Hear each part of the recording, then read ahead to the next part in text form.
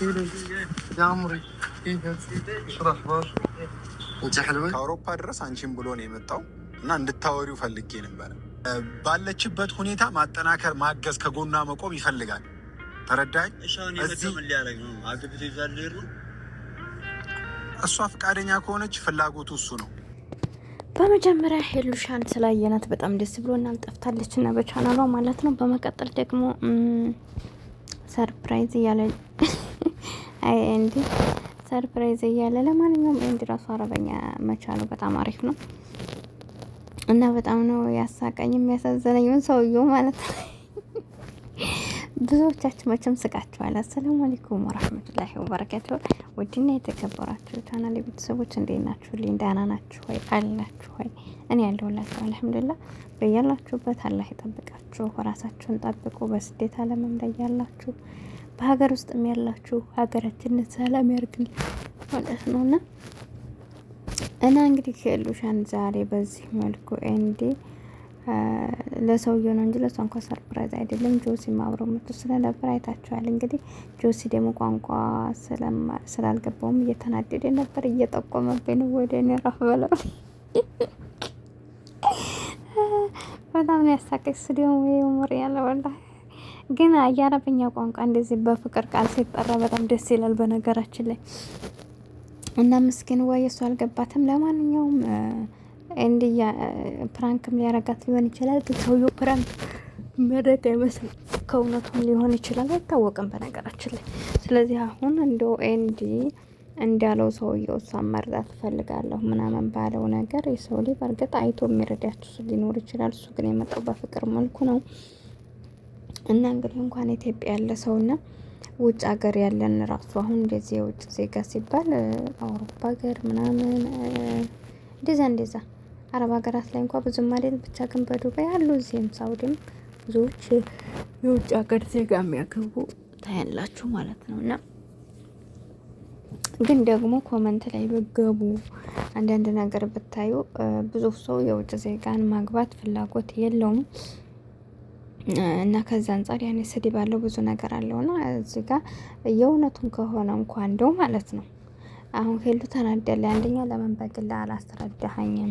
እንደዚህ አይነት ነገር ከሆነ ብራንክ ከሆነ ችግር የለውም። ምክንያቱም ምንም ችግር የለህ ብራንክ ለማድረግ እኛ ራሱ ፈገግ ብለናል። የእውነት በጣም ነው ያሳቁና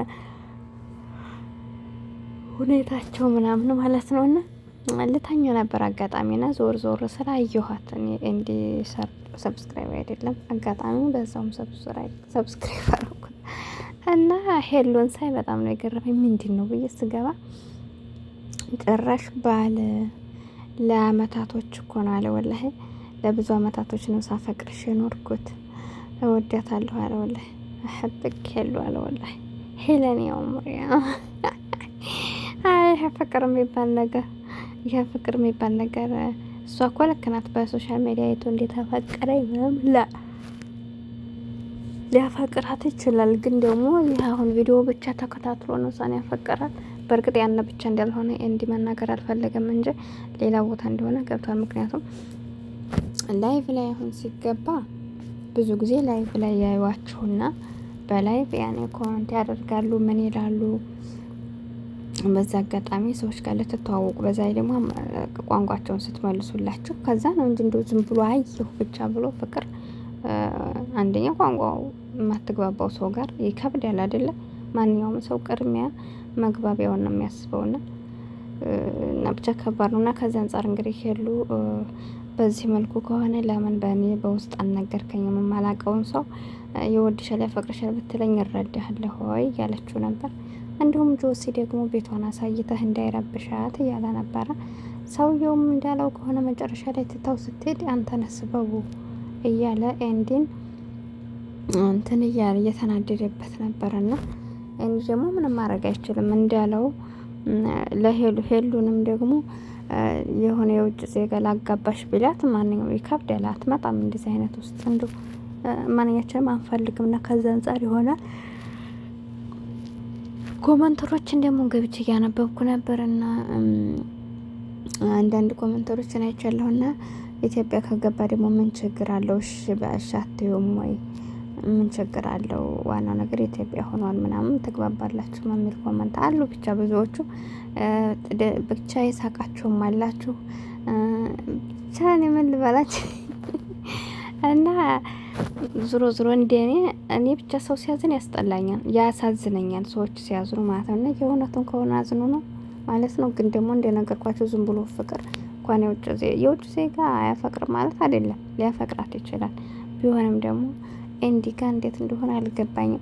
ታዲያ ኤንዲ ጋር በምን ይሳማል? ኤንዲ ግን ደግሞ አላወራም አረበኛ ብሏል። እና እንዴት ተግባብተው ነው ነግሮት ብቻ ገብቶት ማለት ነው። እንደዛ ከሆነ እና የተገናኙበት አጋጣሚ የትም እንደው ባላቅም ኤንዲ ጋር ብቻ